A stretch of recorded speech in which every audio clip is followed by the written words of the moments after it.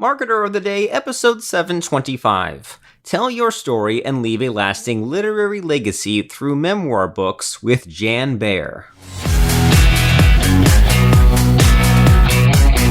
Hey everyone, and welcome back to the Marketer of the Day podcast. We are here with return guest Jan Baer, and you can find her previous appearance at marketeroftheday.com/207. And you can find her current website at bearwebcontent.com. That's bearwebcontent.com. And she has a Facebook group called Book Genie. And Jan Baer is a writer, an editor, and a book designer who is excited about the new publishing options and the opportunities they offer for people to get their message out. One thing to consider is after you're gone, after you're long dead and all of your websites expire and the podcast bill stops getting paid, what will be left? Well, maybe nothing, or maybe some of the books that you've put out so that future generations, future relatives, and people who live in the years past you can get your books and find out all about you. So we are excited to jump in and see what there is to unpack. So Jan, glad to be talking to you again. It's good to talk to you too. We kind of meet up on Facebook every now and then. It's nice to see you in person again. Yeah, it's good to keep the connection alive and have that diverse group of people, because it gets kind of boring if you just hang out with, the people you went to school with or family or coworkers or people like that. So it's good to have that diverse connection. And because we have the internet and Facebook, then we can just have, all those varied types of personalities. And so we were speaking on Facebook and over email about you have this new concept called the Family Legacy Book. So do you feel like telling us about that and catching us up on what you've been up to? Yeah, we've all got older people in our lives. And, what with time and people being too busy to listen to the stories, a lot of times people don't feel like anybody's going to be interested in their stories. And we don't really know what our parents, our grandparents went through. They're from another country, because the past is so different from what we have now. And it's really hard to imagine what their lives were like. And there just doesn't seem to be the right time to sit down and say, tell me what you did. Tell me what happened. Tell me what it was like when you went to school. And how did you get by without a cell phone? And what was it like when World War II happened, or whatever? A lot of our older people had really interesting histories. Maybe they were heroes, or maybe they had some kind of battle experience that they just don't want to talk about every time somebody comes over. Or maybe they did something really interesting in business, and, they just don't think it's that interesting. But if you sat down and listened to them, you would get a lot of insights into how the world hasn't changed and how it has. And I hate to see those opportunities go away. And because of the way the publishing works right now, you can get a book from those people. And it doesn't have to be a New York Times bestseller. It can be just something that the family buys and they know about. I did one of these books for my father-in-law, and I found out that he had a really interesting life. He knew Bob Dole in high school, and he didn't get to go to World War II because he was a farm worker, and farm workers were designated as people who were needed to produce food for everybody. And so he watched everybody around him go off to World War II, and he was, he did what he had to do because that's the kind of person he is, but he also felt really hurt and sad about all the people who didn't come back, and he was there working as a farm worker. These are really interesting perspectives that we don't want to lose. And so, because he wrote this book, and it turned out to be pretty short because he's a tight-lipped Kansas farm guy, he was able to have something. And the last time I talked to one of his great-grandsons, who's in 4th grade, he had a biology project. And this little guy was going to read his grandpa's book and report on his grandpa for his biology project, along with the other kids are going to be doing Einstein and Tesla and what have you. But this guy was going to talk about his grandpa. And that's a legacy of a kind that is more than money, because it's living history, and it's something that people can connect to and really understand how they got to be here and what kind of people made us. So that's kind of an exciting prospect for me. Yeah, and you give us a lot to chew on there, a lot to think about, because like, I think as you were explaining all that, I think about how, like, our parents kind of are very closed off to us, right? Our parents don't want to be open, and there was a point when our parents were the age we are now, going through a lot of similar things, but they weren't really like our best friends and sharing everything. They were kind of like their own person. So there's a whole kind of undiscovered side of things.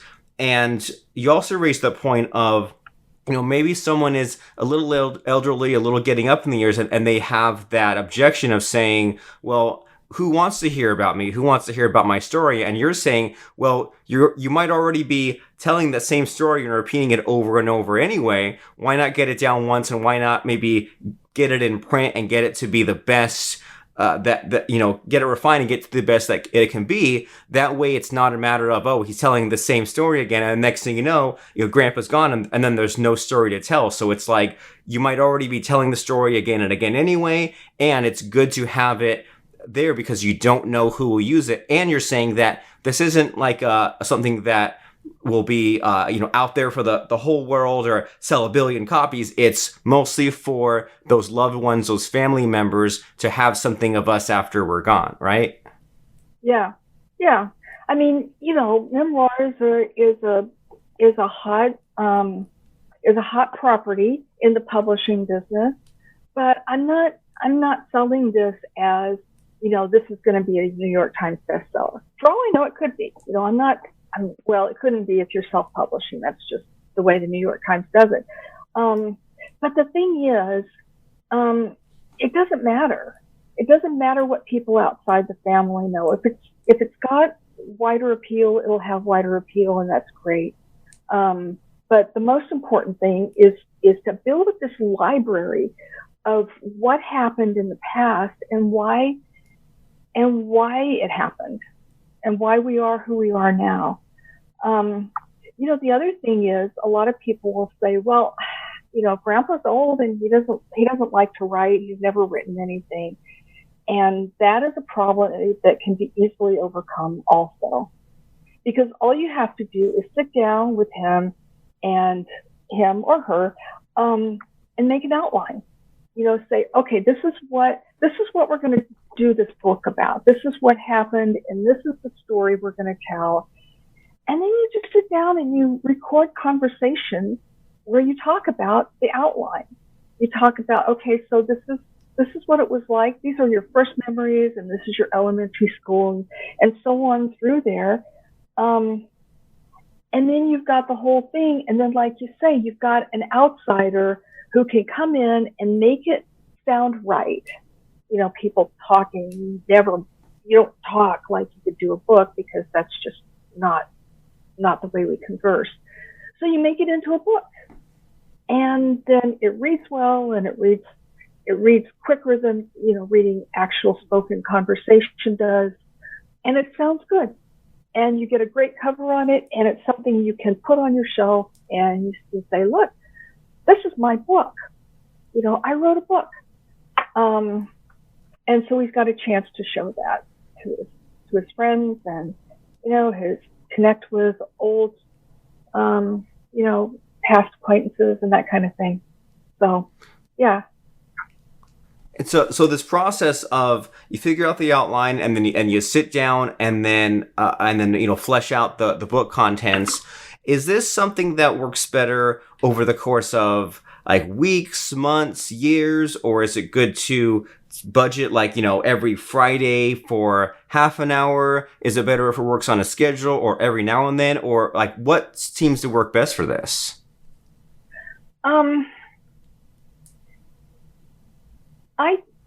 probably doing it. It really depends on the other person's energy because it can be really kind of tiring. I think, the shorter the time frame you can get into, the better it is for the book because then you've got a continuity going on and the author can remember, kind of, okay, this is where we left off and we'll keep going. So, if you can do it like in an hour or so over a week, that would be great. If you can do it, in several hours over several days, that would be fine. But, if the person just doesn't have the energy to do that, then you work with the energy that they've got. So it kind of depends on where in the person's life you're coming in and collecting these stories because, somebody who's 62 and really busy but has a really interesting story to tell is going to have one schedule, and somebody who's 94 is going to have another. And you raise an interesting point there in that it seems like it would be better to get on this sooner rather than later, right? So that way, if you're 60, then you can maybe take more of your time as opposed to 94. You really, you don't know how much time you have left. That's true. Yeah. And then the energy is part of it. I think maybe 60, I don't know. For a lot of people, 60 might be too young because kind of 60 is really the new 40 these days. But, you get up there pretty far. You're going to run into the dangers of somebody getting into the dementias, or, just not getting there. I mean, just being too frail to do it. So yeah, sooner rather than later. Okay, fair enough. And then, so when this kind of thing is done, is it like recorded in audio, or like do you have the laptop there, or like how are the actual chapters and contents hammered out? Well, you record it, and you can record it with a laptop there. You can bring in a recording device, and then you can send the files off to be transcribed professionally. And then you have to listen to them again anyway, because, transcriptionists are human too. And, you got to make sure that it's right. And then you have a first draft, and you take that first draft and you refine it, until it's, it sounds like a book. And then you would send it back to the author, and whoever the author designates to be, to help with it. Maybe it's the kids. Maybe it's the author's kids who actually go in on the book together. But you send it back and they look it over, and they want to catch mistakes that only they could know about it. I mean, if somebody talks about, some public fact, I can look that up. But if they're talking about a family fact, I wouldn't necessarily have any way to find out the answer.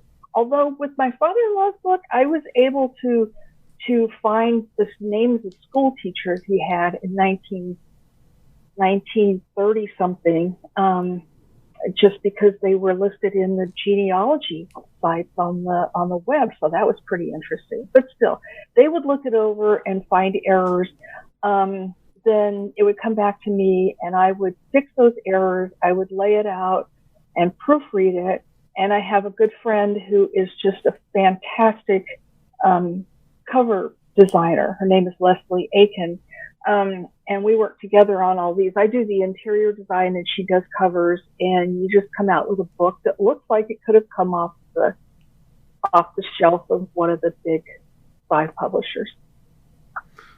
Awesome. And as you know, like, it's totally possible to get a book to look professionally made. It's just a matter of that fine tuning, because you can make any book you want, and that's good, but that's also the problem, right? Because you might make the margins wrong, or have a stupid font, or have those typos in there. But what I'm hearing from you is to have multiple sets of eyeballs looking at this cover and the facts and the research and the grammar, and you're making sure that if everyone kind of puts their heads together, it might even be a family unifying sort of activity. So there's that part of it, of having multiple people look at it, because one person won't catch all the mistakes. And I'm also hearing from you a lot of kind of just go about it easily and with multiple passes and inch along, and work on the cover a little bit and get that transcript to come back. And it just seems like it's not a rush job here. It's kind of making multiple sweeps to get it inched closer to what you want. Yeah, pretty much. I mean, standard editing is there's the structural editing, which just looks at the overview, and then there's line editing and copy editing, which is going in and fixing sentences and checking facts. And then there's proofreading, and that is going through there and making sure every comma is right, and that the word splits at the end of the lines in the final version are right, and font things and all that stuff. And they really have to happen at least at three different times, possibly by three different people, but you just can't keep all that in your mind at the same time. And so that's why you do it in three passes. And you do get help from the family, as far as, like I say, knowing family facts. But I did a memoir for a guy, and he said something about, he was talking about some kind of car that had automatic transmission, and he had a name for it. And I thought, well, how's that spelled? Well, I found out that the automatic transmission he named didn't go with the car that he was talking about, and I was able to fix that for him. So it was a Buick, and it was Dynaflow or something. But anyway, by doing that kind of fact checking, you can eliminate the little mistakes that people go, you got that wrong, and the car nut out there somewhere is going, hey, that's not the right kind of automatic transmission for that car. And so you want somebody to really question every single thing in there like that, and just spend a lot of time Googling stuff to find out if that's how it's spelled, make sure it's spelled the same way all the way through, and whether it's actually the right thing, so. Yeah, and it's, I mean, that's a good mindset to have, because at first listen, it seems like a little obsessive, but then when I think about it, it's like, well, every now and then you read a book and it's got a typo, or it's got something that just takes you out of it. And these are even, professionally published books, or professionally published college textbooks that's on the 8th edition that has the list of errors from the previous printing. And so it seems like it does pay to be a little bit obsessive in the right amount, and do that fact checking and make sure that part goes with that car. That way you end up with a good finished quality product. And so when the book is done, who exactly owns the rights to this memoir? The author or the family. I mean, if the author says, look, I want my children to own it, that's fine. Because I publish through Amazon, which is free to publish there, and you can get author copies at the cost of production. But then it's also available on Amazon if somebody else wants to buy it. So you can buy copies for all your grandchildren, but if they want, if your friend from wherever wants to buy a copy of it, he can just buy it from Amazon. Just pick up a copy online. And so I set up a separate account for them, and you have to go in and put in a bank, and Amazon pays royalties directly to your bank. So you own it. I wait until I get paid before I turn over the keys to it, but they have it. It's theirs.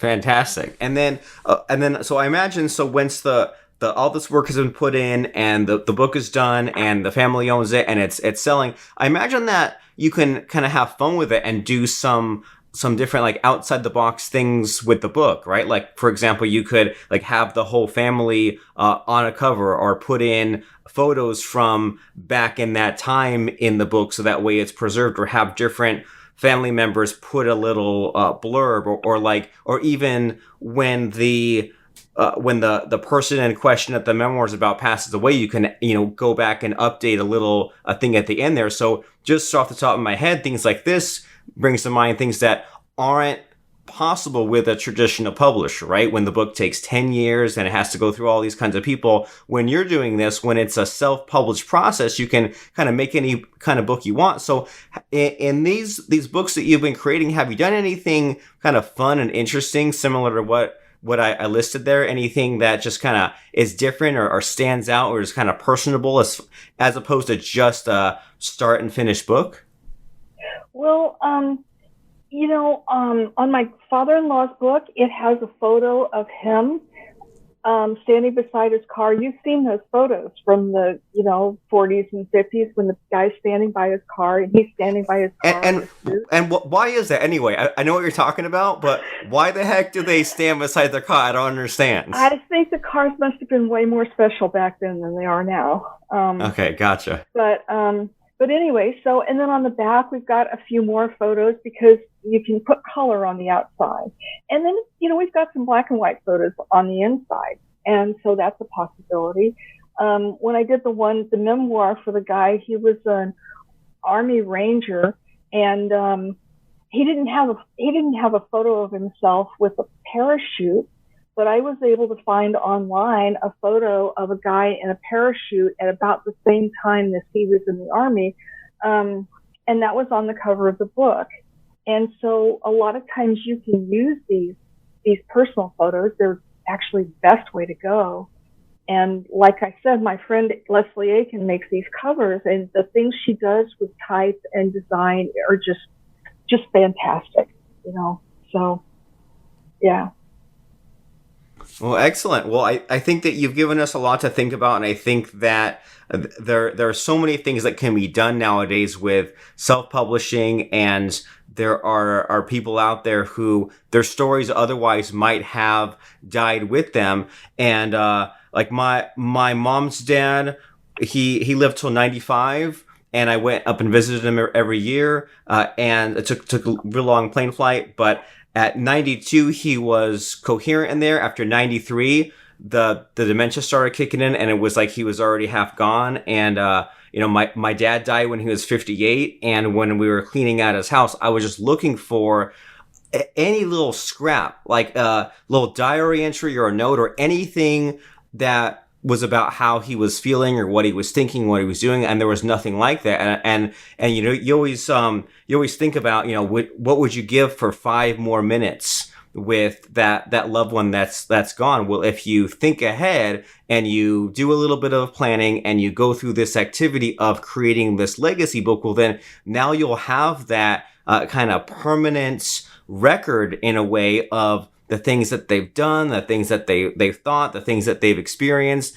and that can help you, not only you, but also other members of your family. And it can be kind of a family bonding experience in one way or another, as far as everyone helping with the book or working on the book. And so I think that this is a great idea. So how can people find out more about this? How can people talk to you? How can people make the next step if they are interested and eager to move forward with this legacy book idea? They're welcome to email me. I've got a contact form on my website, or you can email Jan at bearwebcontent.com.